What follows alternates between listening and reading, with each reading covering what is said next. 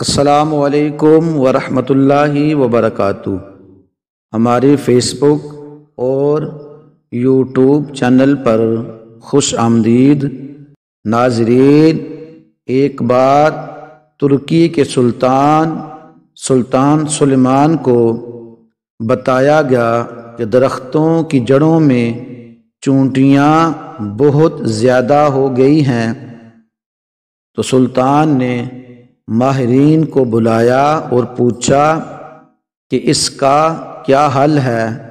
ماہرین نے بتایا کہ فلاں تیل اگر درختوں کے جڑوں پر چھڑک دیا جائے تو چونٹیاں ختم ہو جائیں گی، مگر سلطان کی عادت تھی کہ کوئی بھی کام کرنے سے پہلے اس کے بارے میں شرعی حکم معلوم کرتے تھے، اس لیے خود چل کر ریاستی مفتی، جن کو شیخ الاسلام کہا جاتا تھا، کہ گھر گئے مگر شیخ گھر پر نہیں تھے، اس لیے ایک پیغام شعر میں لکھ کر ان کے لیے رکھا، جو یہ تھا: اگر درختوں میں چونٹیاں ہو جائیں تو ان کو قتل کرنے میں کوئی زر ہے۔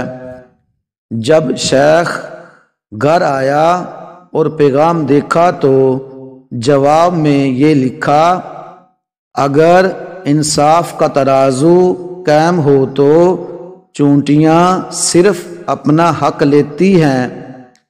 شیخ نے اشارہ دیا کہ زیادہ اہم کیا ہے۔ سلطان آسٹریلیا کے دارالحکومت ویانا کو فتح کرنے کی نیت سے جہادی سفر پر نکلنے لگے، مگر راستے میں انتقال ہو گیا تو آپ کے جسد خاکی واپس استنبول لایا گیا۔ آپ کی تجہیز و تکفین کے دوران آپ کا وصیت نامہ ملا، جس میں لکھا تھا کہ میرا صندوق بھی میرے ساتھ دفن کرو۔ علماء حیران ہو گئے اور یہ سوچنے لگے کہ یہ ہیرے جواہرات سے بھرا ہوگا اور اتنی قیمتی چیزوں کو مٹی میں دفنایا نہیں جا سکتا، اس لیے صندوق کھولنے کا فیصلہ ہوا۔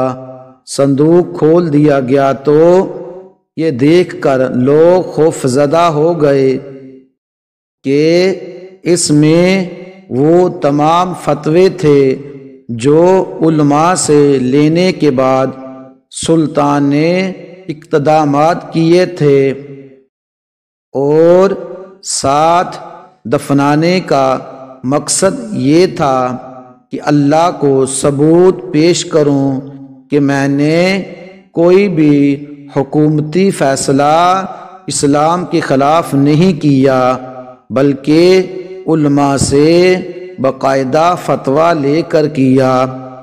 ناظرین، یہ دیکھ کر شیخ الاسلام ابو سعود، جو کہ ریاستی مفتی تھے، رونے لگے اور کہا: سلطان، تم نے تو اپنے آپ کو بچا لیا، اور ہمیں کون بچائے گا؟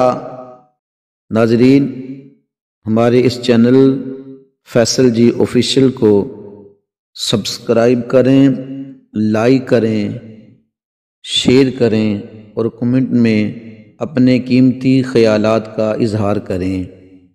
ہماری ویڈیو دیکھنے کا شکریہ۔ جزاک اللہ۔